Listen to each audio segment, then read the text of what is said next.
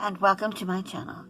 Today I have a ScanNCut versus Handcut, and I will warn you right now that there are some edits in this video, so be sure that you pay attention there, because I've got some wrong measurements in a portion of Canvas, so I think I've corrected it all right for you, so just keep that in mind. And it's for a twist and pop card. This is the one that I designed in Canvas Workspace, and this is the Handcut version. Very much the same, and this is how it works. You twist and it pops open, just like that. It closes like that as well. And believe it or not, it's really not as difficult as you might think at first, especially when you get your measurements correct.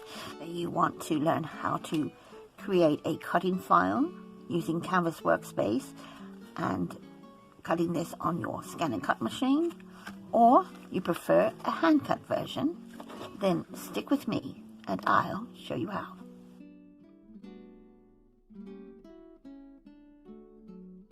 When you see the twist and pop card in action, you'd be forgiven thinking that, well, that looks a bit difficult. I'm not too sure I could make that.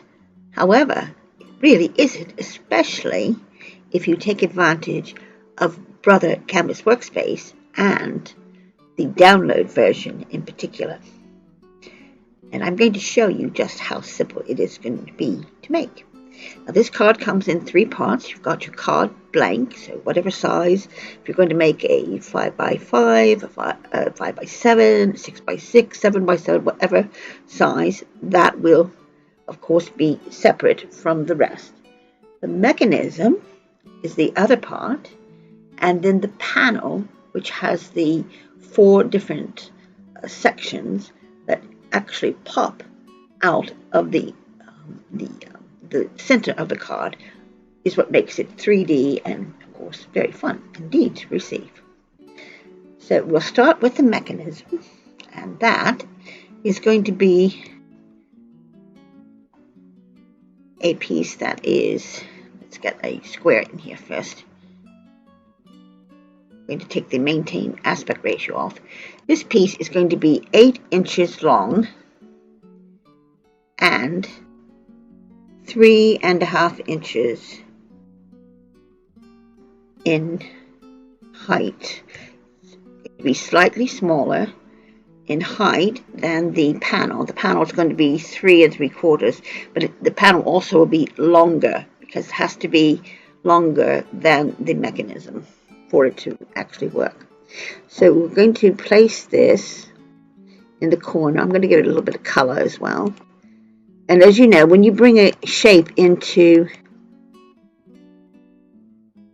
Canvas, it automatically places it here at 0.12 by 0.12. So it puts it right smack dab in the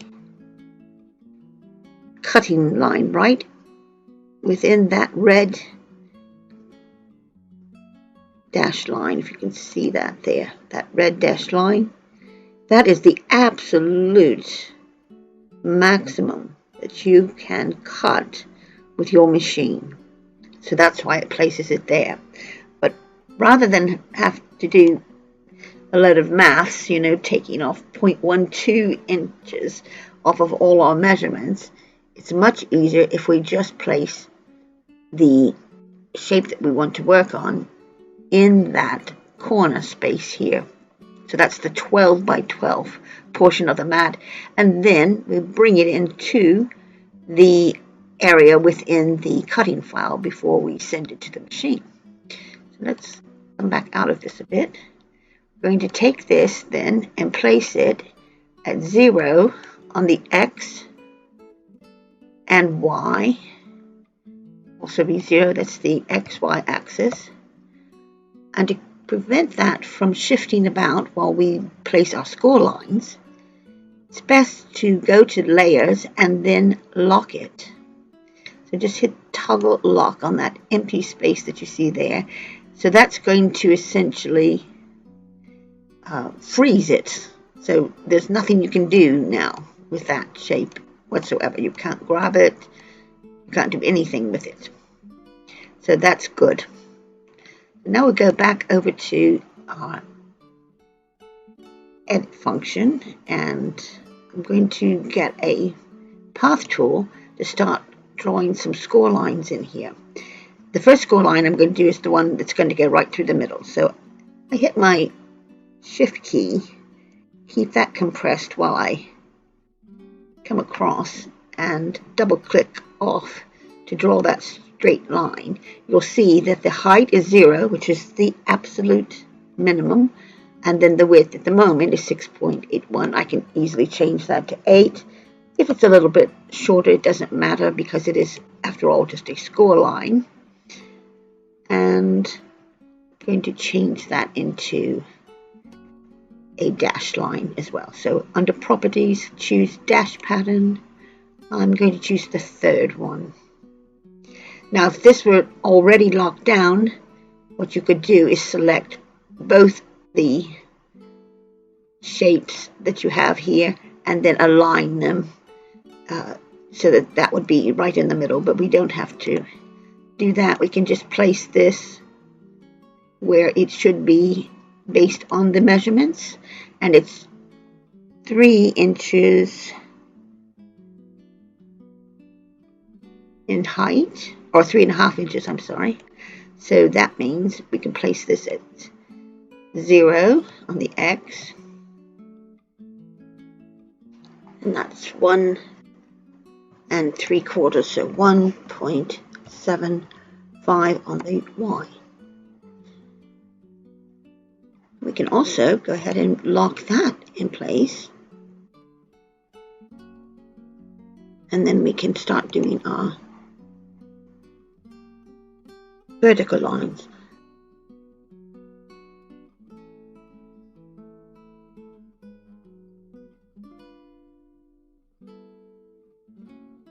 Okay, here's a bit of an edit.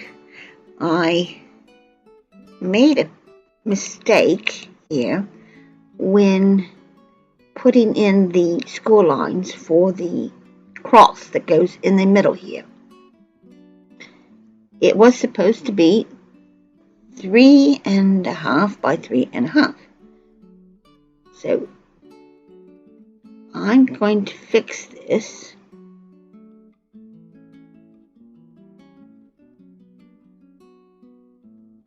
by making this 3.5 by 3.5.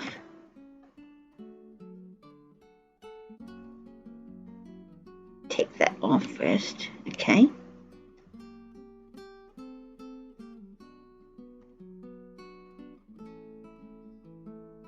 And I'm going to make it a dash line. Then I'm going to duplicate it and flip it over.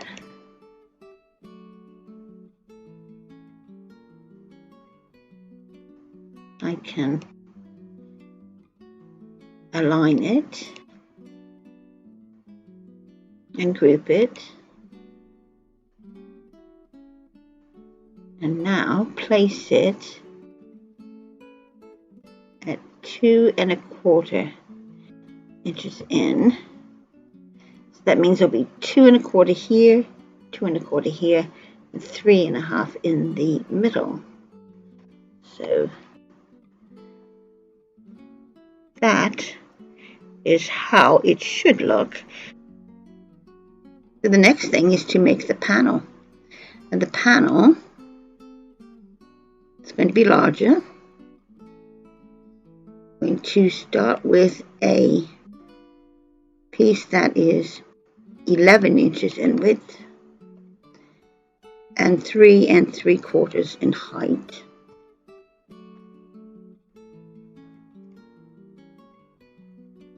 .75. Again, I'll give it some color. and place it in the corner. This one is very simple to do. What you need to do is to lock that, and you'll see it's highlighted it here. So if I click on this, you'll see this shape is highlighted. Go here, and that is highlighted. You see how this one is in a group, so that's why that's highlighted there. So lock that in place, and then start making your score lines. Again, I'm going to hold the Shift key down, and I'm going to make this 3.75 in height, the dash pattern. And I'm going to place it along the top here at 2 3/4 and 0. And then I'll continue on spacing these panels at 2 3/4 inch intervals. So if you just highlight that and duplicate it, move that along to 5.5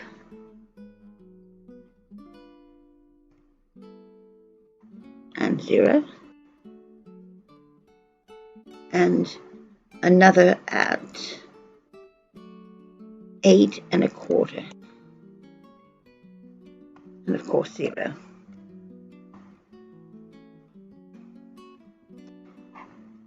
Those are all the score lines that you need. So those have each been divided into these panels, and you'll be folding along these score lines. So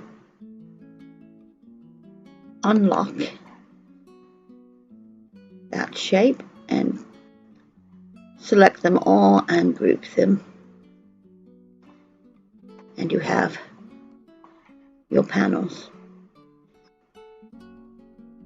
For the mats, now I like to make my mats usually about 1/4 inch smaller than, or the layers, usually 1/4 inch smaller than the mat. I'm only going to use one mat, or one layer if you want to call it that in this case. So I'm going to make each of these 3.5 by 2.5. If you would like something smaller, then just make it 3 7/8 by 2 3/8, and it would give you a tiny little border of about 1/16 inch. But I'm going to have about 1/8 inch by reducing this by 1/4. So bring in the square once again and resize this to 2.5 by 3.5, and you can go ahead and duplicate it now, or you can wait till you get to your machine to do that. I'll just do it now. And you need 4 of these panels, and then the rest of the card is going to be, depending on what size of card base you have, the various mats that you'll need and layers that you select, and that can all be done as you go along. So, but this is the basics all done for you. And of course the beauty of this is now that you have something that you can save and keep and resize as much as you want. And the fun part begins when we send this over to the machine, cut it out, and then begin the assembly and the decoration. So I'm going to do that, export this, So head with me over to the craft desk and we'll get started. Decided on a 5x5 card blank, and this is a piece of Hunky Dory Adorable Scrollable. It's a very heavy cardstock, so it's a 10 inches by 5 inches, and all I did was put it on my scoreboard and scored it on the long side at 5 inches.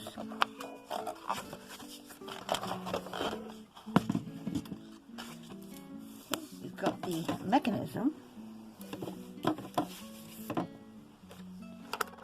here, and you may or may not be able to see that. If you can't, I'll just use this score tool to point out where these score lines are. So that's that cross that we have, and then we've got the score line that goes the length of the mechanism. So we want to start by taking that score line and just bending it over gently like that along those perforations, furnishing that, and then going onto the other side and doing the same. Now this cardstock that I'm using is the American Craft, so it's about 216 grams or GSM. I wouldn't go any heavier than 250 probably, because you need this to still be fairly malleable. So I've got that so far. Now just flip it over and fold along that center score line there. Now you have this.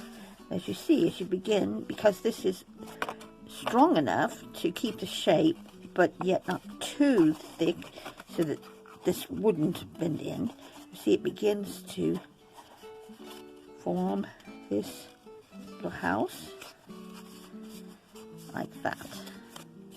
Again, start pushing in on those sides, and it will just start to just naturally want to take shape, and it forms this house shape. Next we have the panel, and we want to get this decorated before we actually place it inside of the card, because it's not going to lie flat any longer. So it would be difficult if you, especially if you wanted to do any kind of stamping, you know, if you wanted to stamp a sentiment or some other decorative pieces, it's going to be a lot easier while it's flat. So you want to make a series of valley, so you're going to fold it up like that, and then a mountain, and then finally another valley.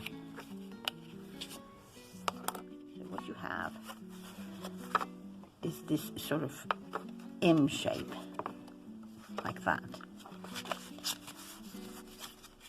We have our mats here, and these are the 2.5 by 3.5. I believe that's right, 2.5. Yeah, 2.5 by 3.5 inch. And I'm going to actually mat or put my other decoration on top of this before I apply it to the base, just because it's easier for me. If you like, you can go ahead and put your mats down, but I'm going to come in with my other layers as well. And I've got a combination of things, some stickers that I've put onto some cardstock, and then just some decorative papers as well. Next we have the panel, and we want to get this decorated before we actually place it inside of the card, because it's not going to lie flat any longer. So it would be difficult if you, especially if you wanted to do any kind of stamping, you know, if you wanted to stamp a sentiment or some other decorative pieces, it's going to be a lot easier while it's flat. So you want to make a series of valley, so you're going to fold it up like that, and then a mountain, and then finally another valley. So what you have is this sort of M shape, like that.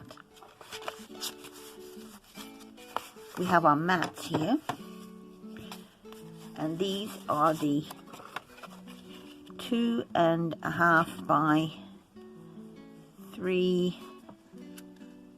I believe that's right, 2.5. Yeah, 2.5 by 3.5 inch. And I'm going to actually mat or put my other decoration on top of this before I apply it to the base, just because it's easier for me. If you like, you can go ahead and put your mats down, but I'm going to come in with my other layers as well. And I've got a combination of things, some stickers that I've put onto some cardstock, and then just some decorative papers as well. I'm using this creative paper collection from Cross Sensations, which I got at the range some while ago. And as you can see, it's pretty well loved and picked through. So I've got some various mats and layers of this. I've got this sticker, which I've actually put onto a bit of card just to make it a little more substantial. And I'm going to place that on one of these panels, and then I'll continue on decorating all the others, and you can watch while I fast forward.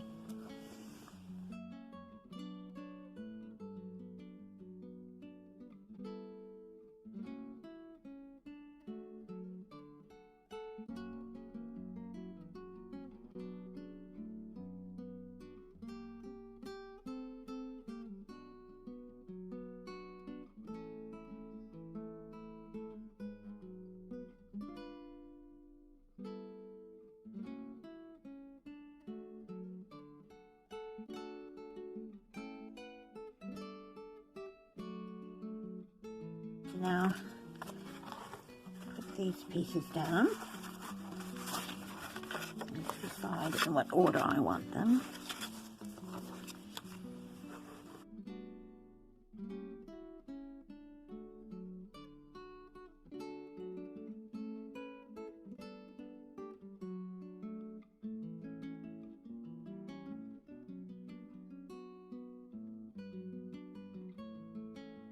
Get this attached to the pop-up mechanism, and to do that, first of all, it's going to want it to come in like this, where it's facing you, the opening. So you've turned it on its side now, and it's facing you, so it's going to twist around like this.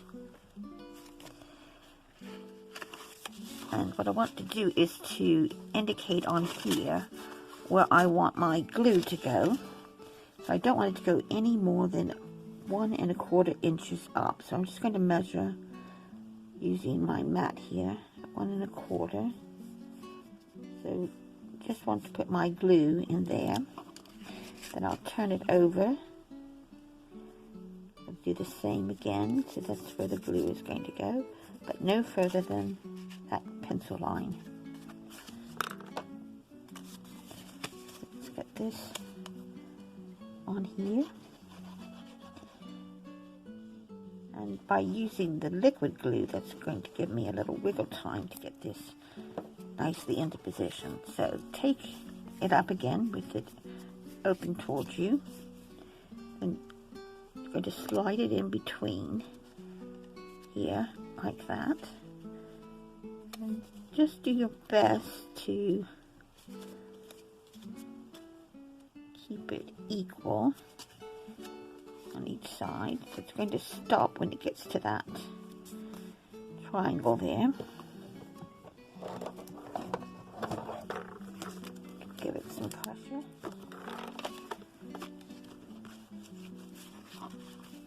Okay. I'm going to just lift that out a bit. Place your glue along here. Again, not going past that pencil line. And that's just going to automatically go into place there. Give that a little time to dry, and while it's drying, I can go ahead and work on the card blank. I have for the inside these two pieces. I've got pieces that measure 5 and so that's 5 by 5. So these are 5 and 4 3/4 by 4 3/4. So they're going to go into here.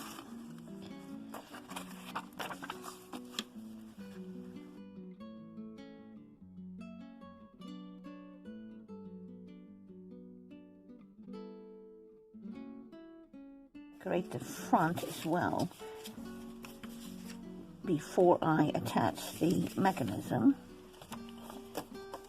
because it will have quite a lot of bounce, so it's a lot easier to work with it now. So I've got another piece here, which is the 4 3/4, and I'm just going to take advantage of that green as my mat rather than having another mat behind here.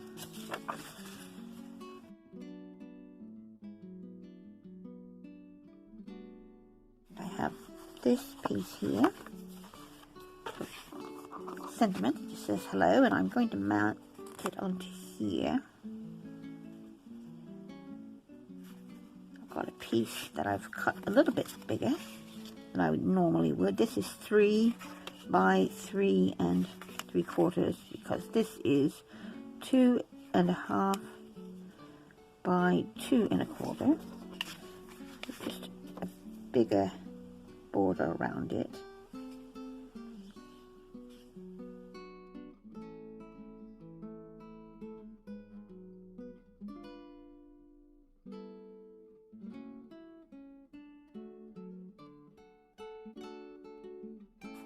We're ready now to assemble the rest of the card, and we've got this piece in here now that's nicely dried, and as you see, opens up like that.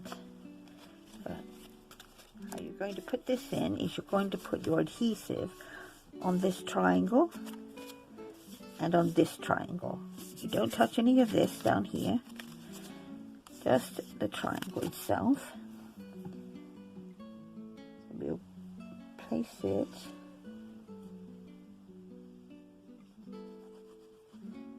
on here, and then what you want to do is have it go right up to that fold, that score line there, and try and get it even between there.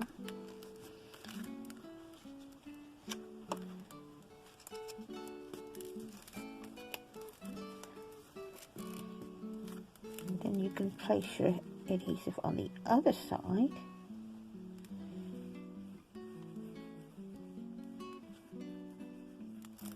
And then close the card down on it. Give it good pressure there. Leave that just a moment. Right, so that's had time to dry, so let's just open that. And there we have our twist and pop up card.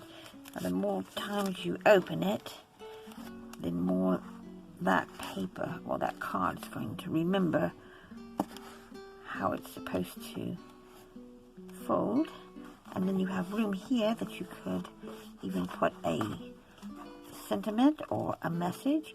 And if you don't like these little bits here sticking out, you can always trim those off. I'll show you now. Just go in at a bit of an angle like that. You can clip those bits off. And you could even do that while you're in Canvas. Just trim those corners off like that. But it may not bother you at all. So need to make a correction here. So this is an edit for the pop-up mechanism. Now I've corrected it already. I cut out another and put it together and clipped the sides off there. But I need to show you it because I didn't actually film that part. I don't know if I turned my camera off or what, but anyway, I will show you the problem that I had. And if I bring back in the piece, yes, here it is. This is what happened. It had actually, because I had the wrong dimensions, it wasn't sitting flat like that, like it should. It was actually overlapping like that, and it should be actually coming together like so. So I went back into Canvas Workspace and corrected it, and I'm going to show you here what it should have looked like. So I'm going to go along those score lines again.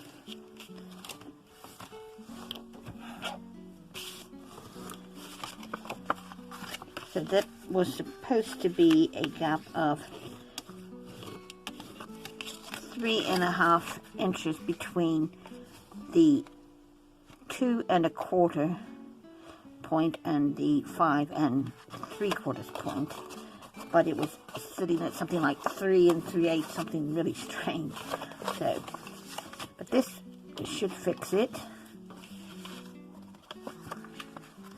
So there, we need to turn it over, of course, and score on the wrong side there, that center part.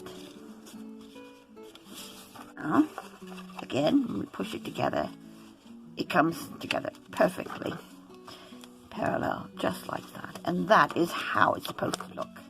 And I also went ahead and cut the little angles off there, so that you won't have that protruding bit here at the bottom and here at the top. So I just went ahead and just fixed that in the program, and then I'll be able to then offer that as a download as well.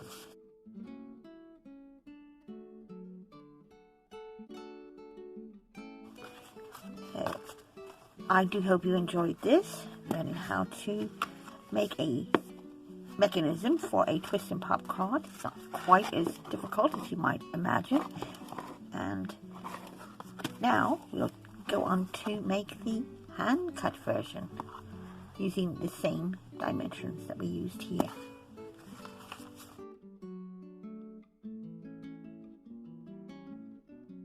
For the hand cut version of the twist and pop, I've got a piece of this craft card, which I'm going to use for my card blank. And again, it's 5 by 5. So on the 10-inch side, I'll score this at 5 inches.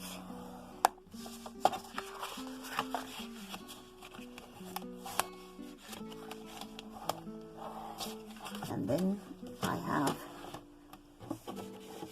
the panel, which is the 11 by 3 3/4. Remember, this is going to get scored every 2 3/4 of an inch. So it's going to be 2 3/4, 5 1/2, and 8 1/4. So 2 3/4, 5 1/2, and 8 1/4. You'll just get a valley fold, a mountain fold, and then another valley fold like that. You have this shape like that. For the mechanism, this measures 8 by 3.5, and all we're going to do here is just make a little tick mark here at the 2.25 inch mark,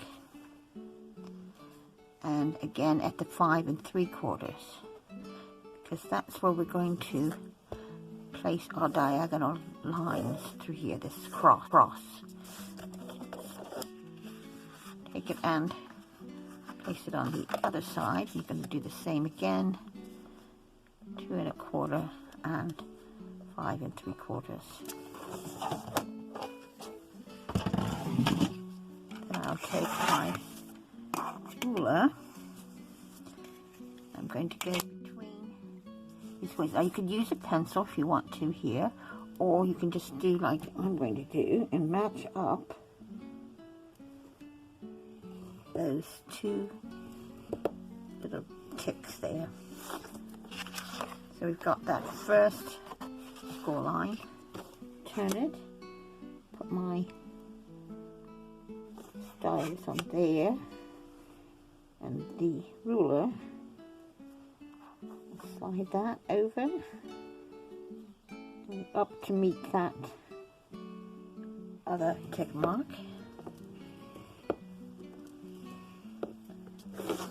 Okay. So we have this cross here, and now we're going to come down the middle.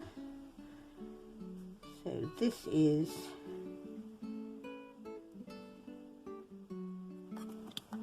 get it on the line here.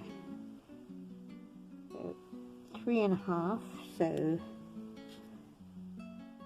1 3/4. We've got a 1 3/4 inch mark here, and we've got one down at the other end. I can just hold my ruler there.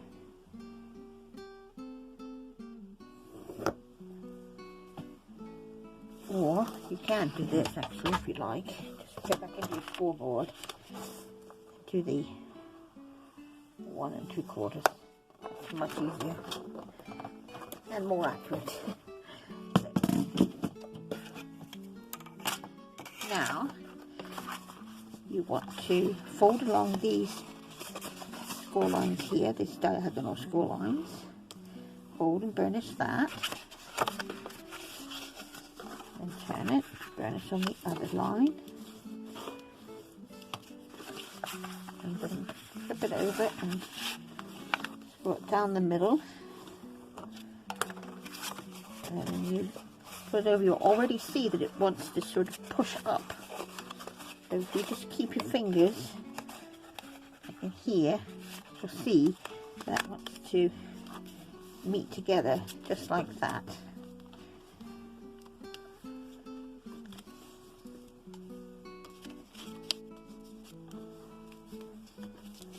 So it should be even like that. And then your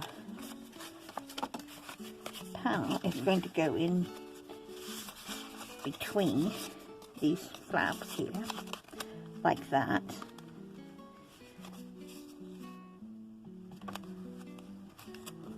You want to decorate this before we go any further, because if you don't, it's not going to be flat anymore. Once you've attached the mechanism and to the card, it won't be flat. So we want to do that now. So for this, I have mats which are going to be 1/4 inch smaller than this. So these are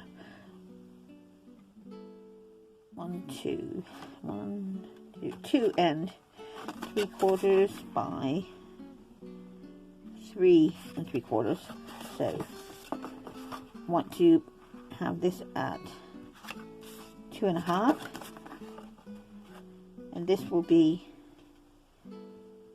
3.5, and that'll give me an 1/8 inch border all around.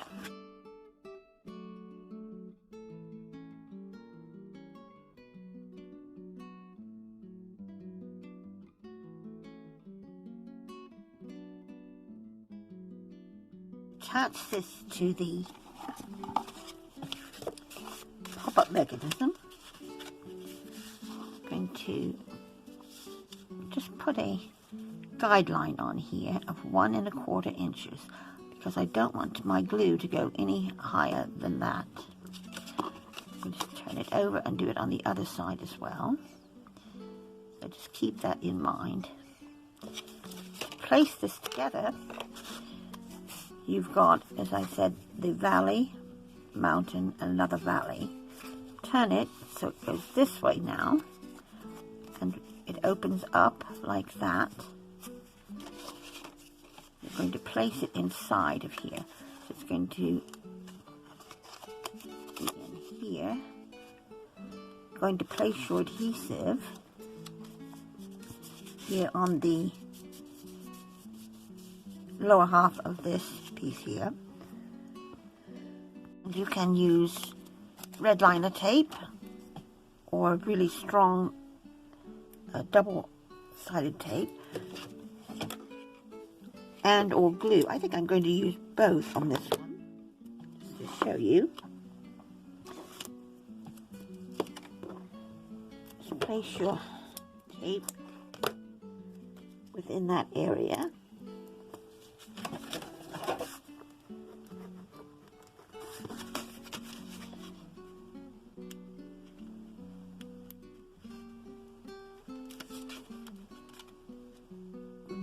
Take that off, and then I'm just going to put a little bit of glue on here as well.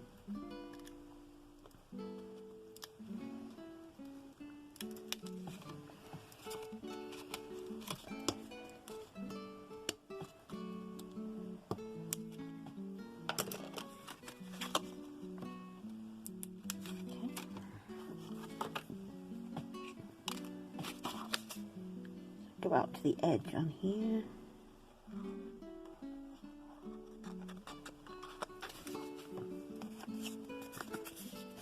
As I said, whatever is at the very end here, turn it like that, place it between these flaps here, and when you do, it's going to come right up to that triangle there. Try and keep it evenly spaced. Having that glue on there helps give me a little wiggle room. Once that tape takes hold, there's no going back. That's looking about right, so we'll give that some pressure on there.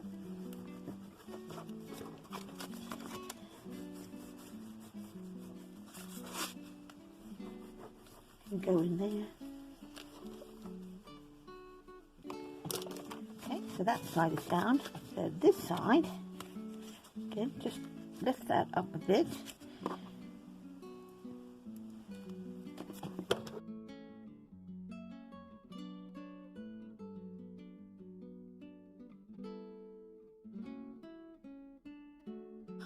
I attach the mechanism.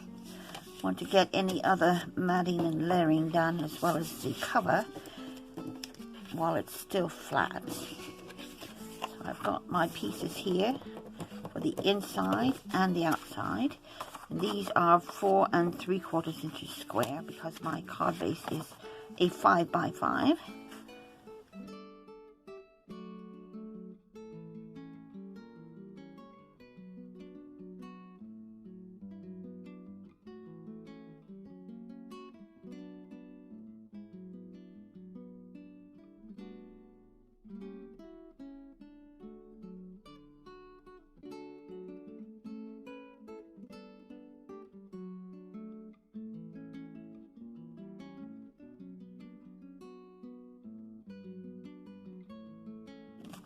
Put the mechanism in place. Right, so remembering which side goes up. We're going to place our glue only on the triangle on both sides. And I think I'm going to also use the tape, the red liner tape, so that it has an instant grab, and then that'll give that glue a little extra time to take hold. So I'm just going to put a couple of strips on here.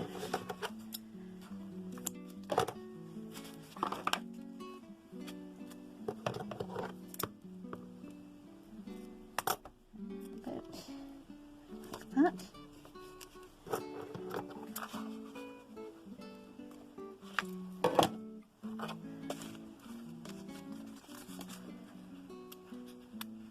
Peel that off.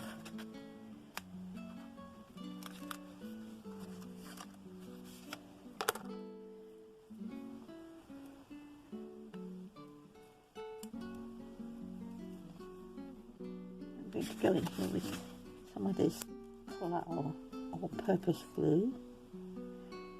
I know that's going to be very strong once it dries.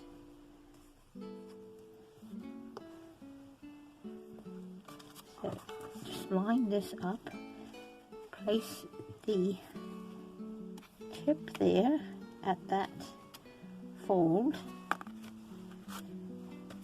and try and keep it even here on the sides, and just let that fold over.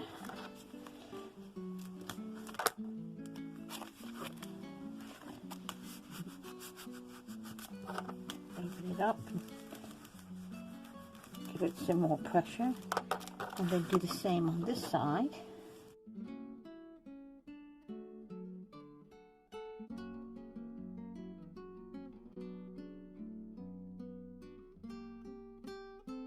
Take a look. There we have a little pop-up. And again, if you don't like these little ends here, just as I did with the ScanNCut version, I've just taken those off. Again, it's personal preference, really.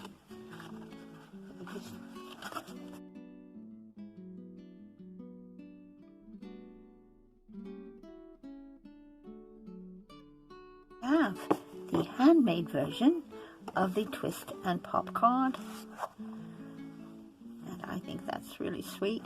You've got plenty of room here for a message, or you could use the back of the card, of course, to do the same, and that moves very nicely. And I think I do like that trimmed off of there, so I think I'm going to go back into my Canvas Workspace and take those little edges off as well. So, and I will show you, those of you who were following the ScanNCut version, which was this one, I did fix this mechanism. So there we have them, side by side, and they are really pretty much exact, except of course for the choice of decoration, but they do both function perfectly well. I'm really happy with that. I do like this size, the 5x5, because then I can also still get that into an envelope. It is a bit bouncy, but I think it will still do. Or you could, of course, make what they call a bouncy envelope, where you actually sort of build the envelope around this, or a little box would be nice as well. And I do hope that you enjoyed this, and I want to thank you all for subscribing to my channel. And if you haven't already subscribed, please consider doing so today. I will have more videos in the near future, so be sure that you've clicked the notification bell so that you don't miss out. Until we meet again, please stay safe and crafty hugs. Bye.